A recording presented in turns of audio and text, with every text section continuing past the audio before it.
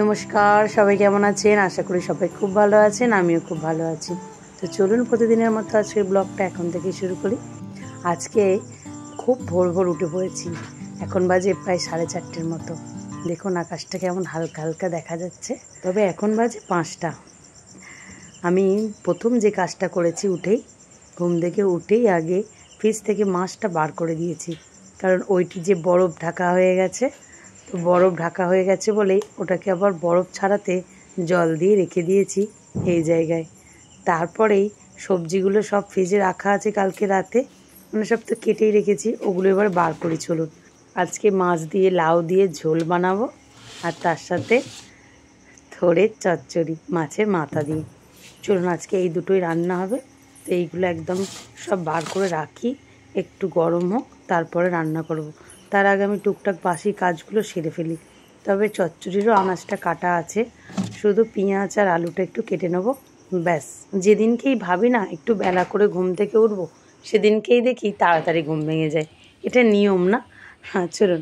বেশ সকাল হয়ে গেছে আর আমার বাসি কাজকর্ম সারা হয়ে গেছে। আরুইর বাবা হাঁটতে গেছি, তো হাঁটতে গিয়ে ওনার এই মুহূর্তটা খুব ভালো লেগেছে, তাই একটু ক্যামেরাবন্দি করে নিয়ে চলে এসেছে। কি সুন্দর না সকালটা। চলুন, উনি তো খাবার দাবার খেয়ে আর ডিউটি বেরিয়ে গেছে খাবার নিয়ে। এখন আরুই যাবে স্কুলে, তাই আরুইর জন্য ভাত তুলে ফেলেছি। তো আজকের প্রথম স্কুল, প্রথম বলতে এতদিন উচ্চ মাধ্যমিক পরীক্ষার জন্য স্কুলটি ছুটি ছিল, তো সেই হিসাবে আজকে প্রথম দিন স্কুলে যাচ্ছে। তাই সবে স্নান টান সারলো, তো ওকে এখন আমি চুলটা বেঁধে দেবো। খাবার টেবিলের সামনেই বসে পড়েছে, বললাম একটু এদিকে এসে চুলটা বেঁধে যা, কিন্তু না, ওখানেই বসে পড়েছে, মানে আর উঠবে না, চুলটা বেঁধে খেয়ে একদম ওখান থেকে উঠবে। তো যাই হোক, চুলটা তো বেশ বড়ও হয়েছে আর জোরটাও পড়েছে, ছাড়াবার সময় ওনার নেই। সারাদিন চুলটা বড় হয়েছে বলে বেঁধে মাথায় রেখে দিয়েছে সারাক্ষণ, আর বললেও শোনে না যে চুলটা কেটে দিই, সেও কাটবে না। এইটুকু মেয়ে চুলের যত্ন করতে পারে না, অথচ চুল রাখবে। বলুন তো এরম করে হয়? চুলটায় কী জোট পড়েছে। এবার সকালবেলা কাজের তাড়া আমার, তার মধ্যে চুলের জোরটা আমাকে ছাড়িয়ে চুল বাঁধতে হবে। আর আমিও যদি বা একবার বলি কেটে দেবো, আমার মা তো আর এক, আগেকারের সময় তো মা ঠাকুমারা জানেন চুলই মেয়েদের সৌন্দর্য, তো সেই জন্য চুলটা একদমই ওকে কাটতে দেয় না আমার মা। তো যেহেতু ওর চুলটা আবার একটু মানে কুচকানো, সেহেতু একটু বাড়ে কম, তাই জন্য আরোই একদম মা বলে না থাক থাক। কিন্তু এতটাই জোট পড়েছে দেখুন, ওর খুব লাগছে, তাও এগুলো সব সহ্য করবে, চিৎকার করবে, তাও চুলটা কাটবে না। তো যাই হোক, চুলটা মোটামুটি পরিষ্কার করে ছাড়িয়ে নিয়েছি, এবার চুলটা বেঁধে দিই, কারণ আবার দেরি হয়ে যাবে। আর আমারও আজকে একটু বেরানোর আছে, ও বেরিয়ে গেলেই আমি আবার স্নান টান সেরে পুজো সেরে একটু বেরাবো। তবে জানেন আজকে যে রান্নাটা করেছি, এটা খুব প্রিয় খাবার আমার আজকে। মানে এই লাউয়ের ঝোল, মাছ দিয়ে লাউ দিয়ে ঝোল হলে আমার সব ভাত খাওয়া হয়ে যায়।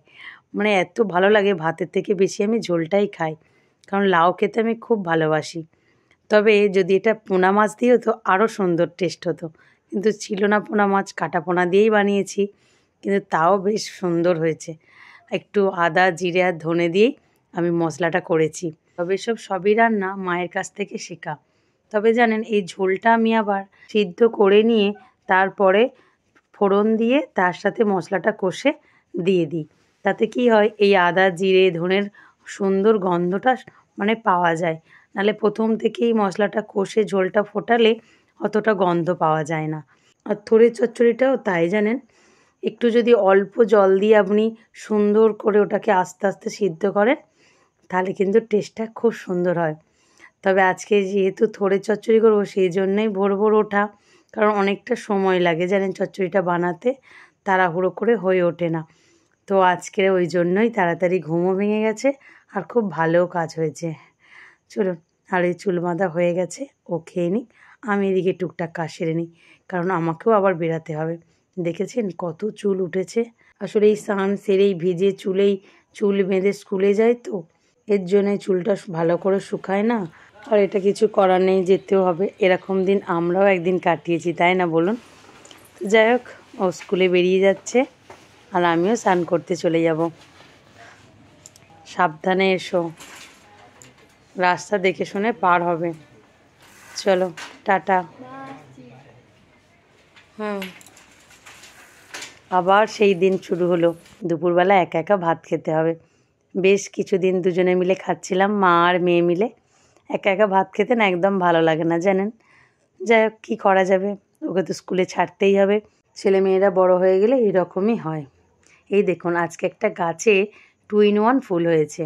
সাদা জবা গাছ, কিন্তু এরকম হাফ পিঙ্ক আর হাফ সাদা হয়েছে। কি সুন্দর লাগছে না ফুলটা দেখতে, দেখেই মনটা জুড়িয়ে যাচ্ছে। চলুন ঠাকুরকে সাজিয়ে ফেলি। তো ফ্রেন্ডস, আজকের ভিডিওটা তাহলে এখানেই শেষ করছি। আগামীকাল একটি নতুন ব্লগে আপনাদের সাথে আমার আবারও দেখা হবে।